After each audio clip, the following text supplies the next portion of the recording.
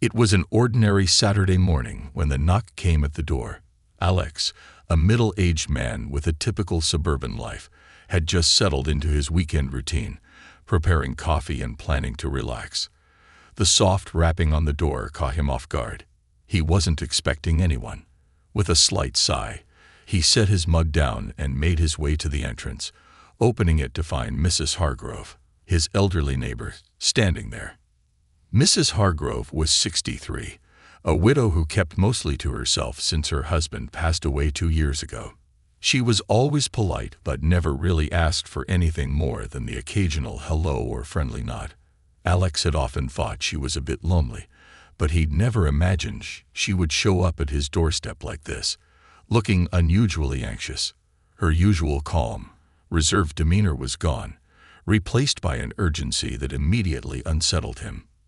"Alex, I'm so sorry to bother you," she began, her voice shaky. "But I need your help. And it's something I can't trust anyone else with." His first instinct was to brush it off. Maybe she needed help with a stuck window or some gardening. But there was something in her eyes, a pleading that he hadn't seen before.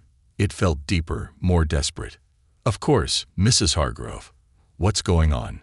he asked, stepping outside and closing the door behind him. She looked around nervously, as if making sure no one else could hear them. "It's not something I want to talk about here. Could you come over for a bit? I'll explain everything." Alex's stomach twisted. This was turning out to be far more than a neighborly favor, and he felt a wave of unease wash over him. But how could he refuse? She was standing there, looking like the weight of the world had just collapsed on her shoulders. He nodded, grabbing his jacket from inside, and followed her across the lawn to her house. Mrs. Hargrove's home was the mirror image of Alex's, small, cozy, with a neat garden and well-kept exterior. But as he stepped inside, the air felt different. There was a heaviness, a strange silence that made him feel like he had just entered another world entirely. She led him to the living room, where everything seemed ordinary at first glance. Photos of her late husband, a few trinkets collected over the years, and a well-worn armchair by the window. But something was off. The blinds were pulled tightly shut, and the usual warmth of the place had vanished. She gestured for him to sit down, and Alex could see her hands trembling as she sat across from him. "I know this is strange," she started, her voice quieter now. "But I didn't know who else to turn to. I need your help with something that, well, I should have dealt with a long time ago." His mind raced with possibilities, but nothing could have prepared him for what she said next. "I need you to help me move something I've kept hidden for years. And if we don't do it now, I'm afraid it's going to destroy everything." Alex blinked, confused. "Move something? What do you mean?" Mrs. Hargrove hesitated, her gaze darting to the hallway leading to the back of the house. "There's a room I never told anyone about, not even my husband. I've kept something there, something I thought I could handle on my own. But now, I can't." She paused, as if trying to find the right words. "It's not just an object, Alex. It's connected to things I didn't understand when I first got it. And now I think people are looking for it. Dangerous people." Alex's heart began to race. What could she possibly be hiding? Mrs. Hargrove had always seemed like the most normal person, quiet, unassuming, and kind. But now she was talking about hidden rooms and dangerous people, as if she had been living some secret life all along. He wasn't sure whether to feel concerned or skeptical. "Mrs. Hargrove, I don't understand. What exactly are we talking about here?" he asked, leaning forward, trying to read her expression. She stood up suddenly, the chair creaking behind her. "I'll show you. But I need you to promise me something first. You can't tell anyone about this. Not a soul. No matter what happens, you have to keep this between us." Alex hesitated, the weight of her words sinking in. He wasn't sure what he was about to get involved in, but something told him that once he stepped into that room, there would be no going back. Still, he nodded, feeling a strange sense of obligation. He had always liked Mrs. Hargrove. She had been a good neighbor. And now she needed him, even if the situation made no sense. "All right, I promise," he said, his voice steady but his mind swirling with questions. She gave a small, relieved nod and gestured for him to follow her down the hallway. As they walked, Alex noticed the subtle shift in the atmosphere. The further they went, the more uneasy he felt. Mrs. Hargrove stopped in front of a door at the very end of the hall, a door he had never noticed before during the few times he had visited her home. "This is it," she whispered, placing her hand on the knob. "What's inside? It's going to change everything." She opened the door slowly, and Alex's breath caught in his throat. The room was dark, illuminated only by a dim light from a small, dusty window. In the center of the room sat a large metal chest, covered with an old blanket. It looked ancient, the kind of thing you might find in a museum or hear about in stories of lost treasures. "I found this many years ago," Mrs. Hargrove said, her voice shaking again. "I thought it was just a harmless artifact. But it's not. I've been trying to hide it, to keep it safe. But now, I'm afraid it's too late." Alex stared at the chest, his mind racing with possibilities. What could possibly be inside? Why was it so dangerous? And more importantly, who was after it? Before he could ask any more questions, Mrs. Hargrove spoke again, her voice barely above a whisper. "We need to move it, Alex. Tonight." As the reality of the situation sank in, Alex realized that this wasn't just a favor anymore. This was something far more dangerous, far more complicated than he had ever imagined. And he had just agreed to be a part of it. As the heavy silence settled between them, Alex couldn't shake the feeling that he had just crossed a line. Whatever he had imagined Mrs. Hargrove needed help with was nowhere near the reality he now faced. The metal chest, its darkened surface dull under the faint light, seemed to pull the air out of the room. He could feel an inexplicable weight in his chest as he stared at it. For a moment, neither of them spoke. Mrs. Hargrove's breathing was shallow, and her hands clutched at her sleeves, trembling ever so slightly. This was not a casual favor. This was a plea. Alex finally found his voice, though it came out rougher than he expected. "Mrs. Hargrove, what exactly is in that chest? You keep saying it's dangerous, but why? What are we really dealing with here?" She didn't answer right away. Instead, she moved toward the chest, her fingers grazing the edge of the old blanket covering it. The way she touched it, there was something reverent in her movements, like she was both terrified and protective of whatever was inside. She sighed deeply, her shoulders slumping, as if weighed down by an invisible burden she had carried for far too long. "I didn't mean to get involved in this. I was younger when I found it, curious, maybe a little reckless. It was just after I didn't mean to get involved in this. I was younger when I found it, curious, maybe a little reckless. It was just after my husband passed. I was looking for something, anything, to distract me from the grief." Mrs. Hargrove began, her voice barely above a whisper. "I found the chest at a small estate sale outside of town. It didn't look like much, just an old forgotten relic covered in dust. But the moment I touched it, I felt something strange." Alex's eyes were locked on the chest, trying to imagine what could be inside that had haunted her for so long. He wasn't sure if he believed in curses or mystical objects, but there was a gravity in Mrs. Hargrove's voice that told him this was no joke. She had carried this secret for years, and now, for some reason, she was trusting him with it. "When I brought it home, I didn't open it right away. It sat in the attic for months," she continued. "I was too busy trying to figure out my new life without Henry. But one night, I couldn't sleep. It was storming outside, and I remember feeling so restless, like something was calling me. So I went up to the attic, grabbed the chest, and brought it down here." She looked at Alex, her eyes searching his for understanding. "When I finally opened it, I knew I had made a terrible mistake." Alex's curiosity was burning now, despite the unease gnawing at his gut. What was in it? Mrs. Hargrove took a deep breath, as though summoning the courage to say the words out loud. At first, it just looked like old papers, documents, maps. But then I found something underneath, something I didn't understand. A small, intricately carved stone. It wasn't like anything I had ever seen before. It had symbols on it, symbols that change. Alex frowned. Change.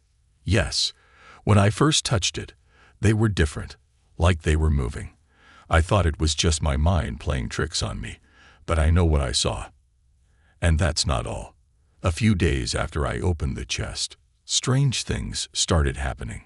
People from the estate sale started showing up at my house, asking questions about the chest. At first, it seemed innocent enough, old collectors, curious about the sale. But then, they became more insistent, aggressive. Alex's heartbeat quickened. You think they were after the stone? Mrs. Hargrove nodded slowly. I didn't know it at the time, but that chest, it was never supposed to be sold. The estate belonged to a man who dealt in rare and dangerous artifacts, things that weren't meant to be in the hands of ordinary people. When they realized the chest had been sold by mistake, they tried to get it back. But by then, I had already found the stone. Alex leaned forward, his mind racing. So you've been hiding it this whole time? Yes, she whispered. For years, I've kept it hidden, hoping they would forget about it. But they haven't. Over the past few weeks, I've seen the same people watching my house, the same faces that came after me years ago. I don't know who they are or what they want, but I know it has something to do with that stone. Alex rubbed his temples, trying to process everything. He had been dragged into something far bigger than he'd anticipated. A simple favor had turned into a potential life-threatening situation. Why didn't you just give it back to them? I tried, she said, her voice trembling. I thought about it 100 times. But I couldn't. Something about that stone. It won't let me. I've tried to throw it away, bury it, even give it to them. But it always comes back. I don't understand it, but I know it's tied to something dark, something ancient. Alex stared at the chest, his mind spinning with possibilities. He didn't know if he believed in cursed objects or supernatural forces, but there was no denying the fear in Mrs. Hargrove's voice. She had been living in terror for years, and now it seemed like that terror was closing in on her once again. So what do we do now? Alex asked, his voice low. We need to get rid of it. Once and for all, she said, her eyes filled with desperation. I'd done some research over the years, trying to figure out where the stone came from and how to destroy it. I think I've found a way, but I can't do it alone. Alex's pulse quickened. He wasn't sure what he had expected when she first knocked on his door, but it certainly wasn't this. Still, he couldn't turn back now. Mrs. Hargrove had trusted him with her secret, and whatever this stone was, it was clear she was running out of time. What do you need me to do? He asked, bracing himself for whatever came next. Mrs. Hargrove looked at him with a mixture of relief and fear. We need to take the chest to a place I found in my research. It's about 50 miles from here, deep in the forest. There's a cave, an old forgotten place where I believe the stone was originally found. We have to return it. That's the only way to break its hold. Alex felt a cold shiver run down his spine. And if we don't? Her gaze darkened. Then they'll come for it. And they'll stop at nothing to get it. For a long moment, Alex sat in silence, the weight of the situation settling over him like a thick fog. He had never believed in the supernatural, never considered himself someone who would be caught up in something as strange and terrifying as this. But here he was, standing on the edge of a decision that could change everything, not just for him, but for Mrs. Hargrove as well. All right, he said finally, let's do this. Mrs. Hargrove gave a small, grateful smile, though the fear never fully left her eyes. Together, they began to prepare for the journey, gathering supplies and making plans. Alex still didn't know exactly what they were up against, but one thing was clear. This was no ordinary favor. And whatever was waiting for them in that cave, it was something far more dangerous than either of them could have ever imagined. As they loaded the chest into Alex's car, a cold wind blew through the neighborhood, carrying with it a sense of foreboding. Alex glanced at Mrs. Hargrove, who stood beside him, her face pale and tense. This was it, the moment that would change everything. They drove in silence, the miles stretching out before them as the sun dipped lower in the sky. Alex couldn't shake the feeling that they were being watched, that someone, or something, was following them. He kept checking the rearview mirror, expecting to see headlights, but there was nothing. Finally, after what felt like hours, they reached the edge of the forest. The trees loomed tall and dark, casting long shadows across the road. Alex parked the car, his heart pounding in his chest. This was the place Mrs. Hargrove had spoken of, the place where they would return the stone. As they stepped out of the car and into the growing darkness, Alex couldn't help but wonder if they had made a terrible mistake. But it was too late to turn back now. The forest stood before them like an ancient guardian, its thick canopy blocking out the last light of day. The shadows seemed to stretch and twist with each gust of wind, making the trees appear more alive than Alex cared to admit.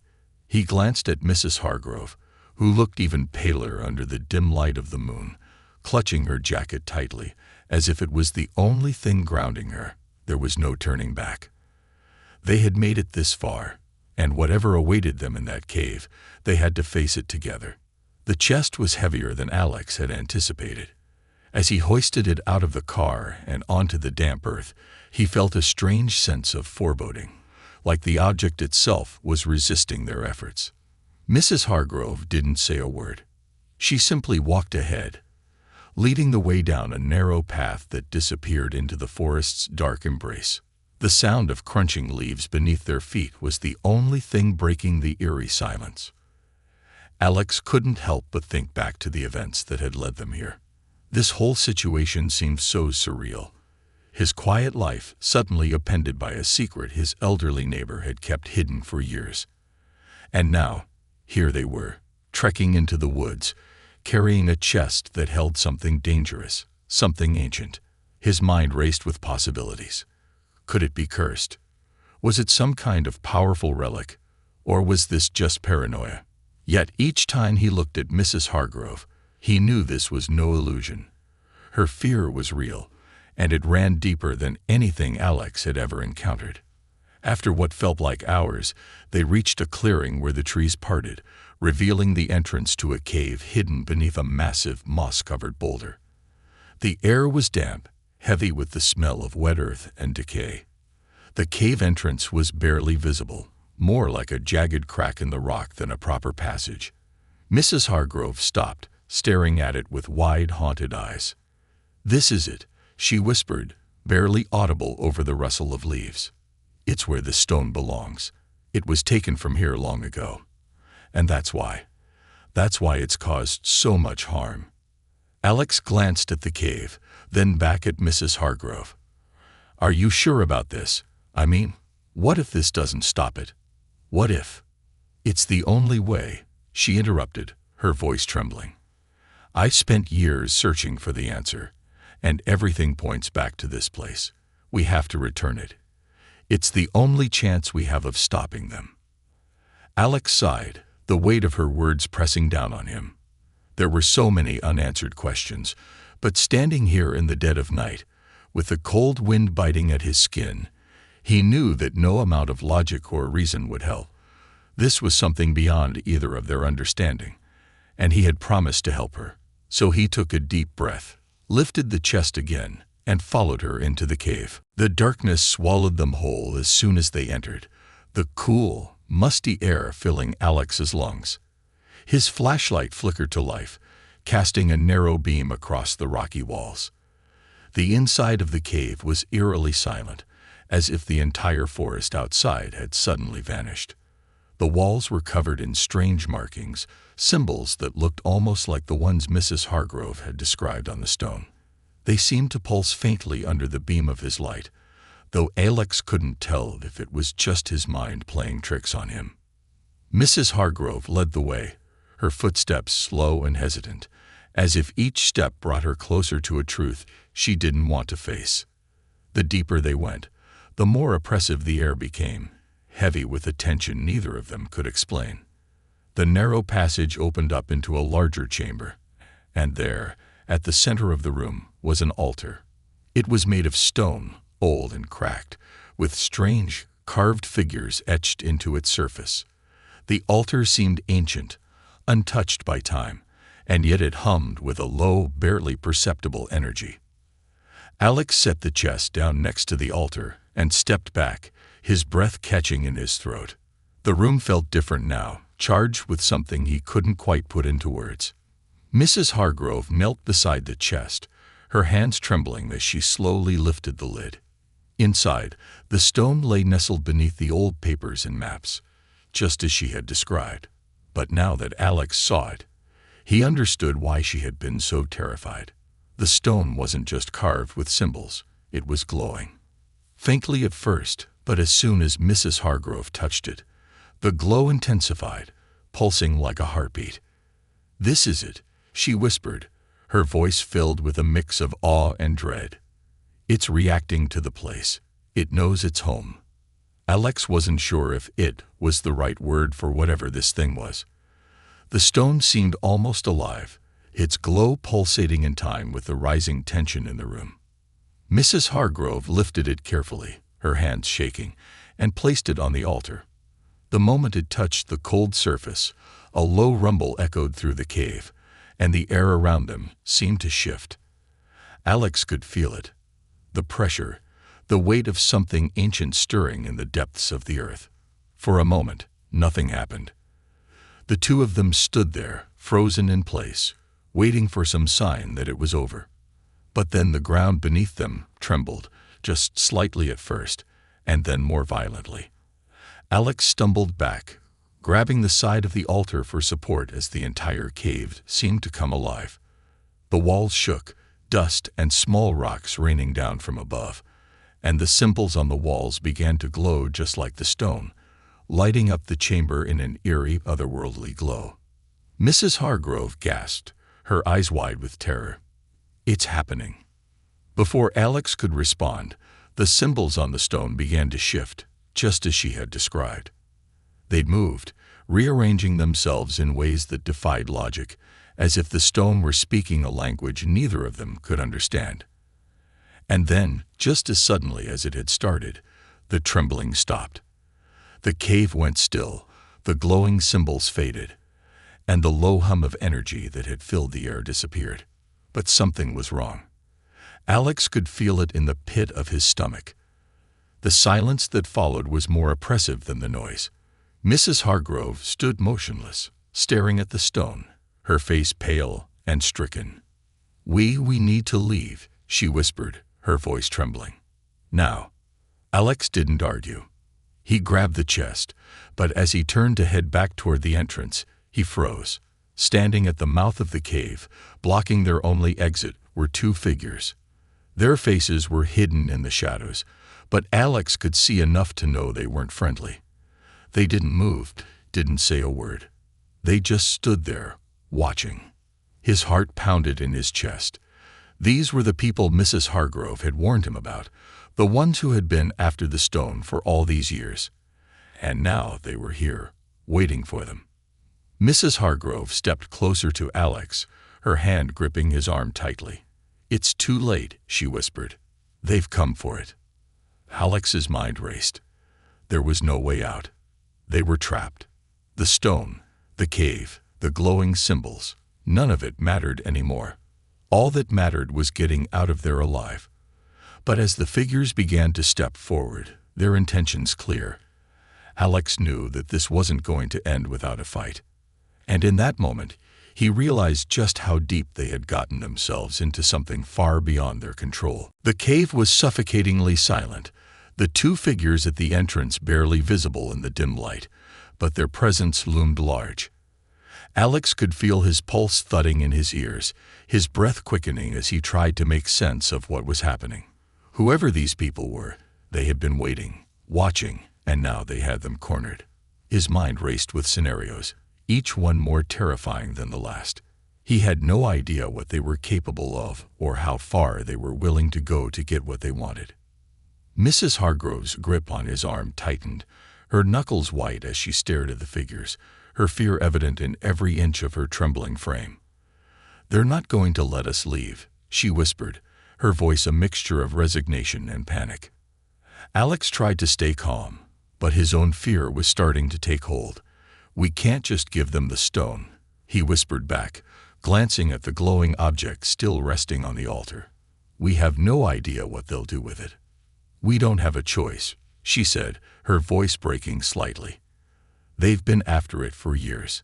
If we try to fight them, we won't survive." Alex swallowed hard, his throat dry. He had no idea how to get them out of this. There was no obvious way past the two figures blocking the exit, and running deeper into the cave wasn't an option either. They were trapped. But something in him, something primal, refused to give in. Maybe it was the fear, or maybe it was the knowledge that whatever these people wanted the stone for couldn't be good. He knew they couldn't just hand it over without understanding the consequences. The figures moved closer, their steps slow and deliberate, and as they did, Alex could make out more of their features. They were both tall, dressed in dark clothes that blended into the shadows of the cave. Their faces, partially obscured by hoods, were stern, focused, and completely devoid of any empathy. They looked like people who had done this before, people who wouldn't hesitate to use force if necessary. Alex stepped in front of Mrs. Hargrove instinctively, positioning himself between her and the approaching figures. "We don't want any trouble," he called out, trying to keep his voice steady despite the rising panic in his chest. "But you need to tell us what this stone really is. Why is it so important?" One of the figures, a man with a gravelly voice, stopped a few feet away and glanced briefly at the stone on the altar before locking eyes with Alex. "You don't need to understand," he said coldly. "It's not your concern. Hand it over, and no one gets hurt." Alex felt a surge of anger mixed with fear. That's not good enough. Mrs. Hargrove has been living in fear for years because of that thing. You've been stalking her, threatening her. We need answers. The other figure, a woman, stepped forward this time, her voice icy. "You're in no position to make demands. The stone doesn't belong to you. It never did. If you knew what it was capable of, you wouldn't be so eager to keep it." Mrs. Hargrove stepped forward slightly, her voice trembling but defiant. "I tried to give it back, years ago. But every time I tried, it came back. What does that mean? Why won't it let me go?" The man's gaze flicked to Mrs. Hargrove, his expression unreadable. "Because it's bound to you now. You touched it, you took it, and now it's tied to you. The only way to break that connection is to return it to where it came from, and you're not strong enough to do that." Alex felt a cold chill run down his spine. Bound to her. What did that even mean? It sounded like something out of a nightmare. He glanced at Mrs. Hargrove, who looked equally confused and terrified. Then why chase her? Why the threats? If she's the one bound to it, why haven't you tried to help her get rid of it? Alex demanded, his frustration boiling over. The woman sighed, as if explaining something to a child. "It's not that simple. The stone is dangerous, far more dangerous than you realize. It's not just an artifact. It's a key to something older, something powerful. If it falls into the wrong hands, it could mean disaster." Alex's mind spun with this new information. A key to what? And if it was so dangerous, why hadn't they just taken it from Mrs. Hargrove years ago? None of it made sense, but the urgency in the woman's voice told him one thing. This wasn't just about a treasure or an artifact. It was something much bigger, something that could have consequences far beyond anything he could comprehend. Mrs. Hargrove was shaking her head, her face pale. "I don't understand. What do you mean a key? What have I been protecting all these years?" The man's eyes narrowed. "You've been protecting the entrance to something that should have stayed buried. The stone opens a doorway to a place where things aren't meant to be disturbed. And if it's opened again, if the wrong people get through, then we're all in danger. The woman finished, her voice sharp. Now, hand it over. We can still contain this, but only if we act now. Alex felt his pulse quicken. This was so much more than he had ever anticipated. The stone wasn't just an ancient relic. It was the key to something that could endanger them all. And these people, whoever they were, seemed to think they were the only ones capable of stopping it. But could he trust them? Could he just hand over something so powerful without knowing exactly what would happen next? He glanced at Mrs. Hargrove, who looked utterly lost, her years of secrecy unraveling in an instant. He knew she was overwhelmed, terrified of what the stone had brought into her life, but he could also see something else in her eyes, a determination, a need to see this through, to understand what she had been carrying all these years. "Give us one reason to believe you," Alex said, his voice steady despite the fear gnawing at him. "How do we know you're telling the truth? How do we know you're not the danger?" The woman's eyes flashed with impatience. "Because we've been hunting this stone for decades. We've sacrificed everything to keep it out of the hands of those who would use it to unleash horrors you can't even imagine. If you don't hand it over, you're condemning yourselves and everyone else." The man took a step forward, his voice low and dangerous. "Last chance. The stone. Now." Alex's mind raced. He could feel the weight of the decision pressing down on him. If he handed over the stone, he might be preventing something terrible. But if these people weren't who they said they were, if they had their own agenda, then giving it to them might be the worst mistake of his life. Mrs. Hargrove's voice broke through his thoughts, soft but firm. "We have to take the risk. I can't carry this burden anymore. I don't know if they're telling the truth, but I know one thing. I've been running from this for too long. It's time to face whatever this is." Alex stared at her, her words sinking in. She had been living in fear for years, hiding from something she didn't understand. And now, finally, she was ready to confront it. He couldn't take that away from her. Whatever happened next, they would face it together. With a deep breath, Alex stepped forward, his hand reaching toward the stone. But just as his fingers brushed the glowing surface, the ground beneath them began to rumble again, more violently this time. The symbols on the walls flared to life, brighter than before, and the air around them seemed to crackle with energy. The figures at the entrance froze, their eyes widening in alarm. "What have you done?" the woman shouted, her voice filled with panic. Before Alex could respond, the entire cave erupted in light. The stone pulsed, and a deafening roar filled the air, drowning out everything else. The ground split beneath them, and the walls seemed to ripple, as if reality itself was tearing apart. And then everything went dark. When Alex came to, the world around him was still and eerily quiet. His body ached, and his head throbbed as he tried to push himself up from the cold, hard ground. The cave, once filled with an oppressive energy, was now bathed in a strange, silvery light that seemed to come from nowhere. The symbols on the walls were dim, no longer pulsing with the life they had before. For a moment, he couldn't remember where he was or what had happened, but then the memory of the stone, the figures at the entrance, and the terrifying rumble of the cave crashing down on them rushed back into his mind. Mrs. Hargrove. The thought snapped him fully awake. He twisted around, scanning the room. She lay a few feet away, motionless, her frail body covered in dust and small debris from the cave-in. Panic surged through Alex as he scrambled over to her, shaking her shoulder gently. "Mrs. Hargrove, can you hear me?" he called, his voice hoarse with fear. For a moment, there was no response, just the unsettling quiet of the cave. But then she stirred, her eyes fluttering open. She coughed weakly, her voice barely a whisper. I'm all right, Alex." She struggled to sit up, and Alex helped her to her feet, though she leaned heavily on him for support.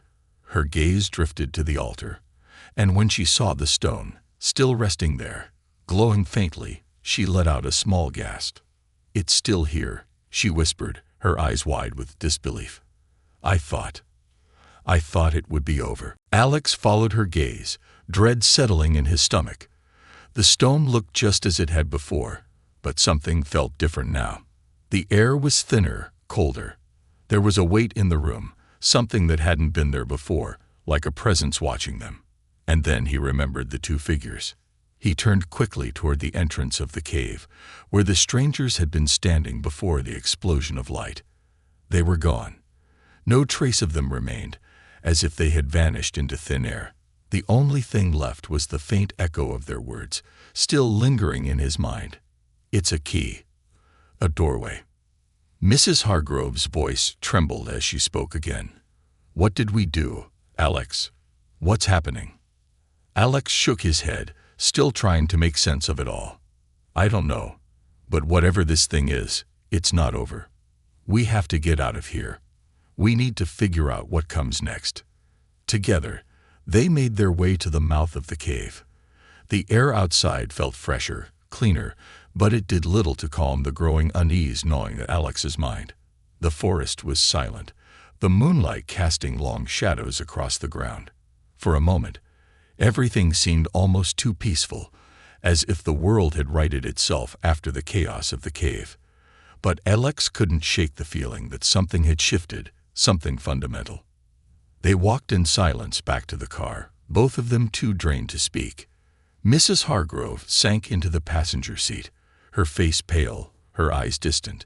She hadn't said much since they had left the cave, but Alex knew she was wrestling with the same questions he was.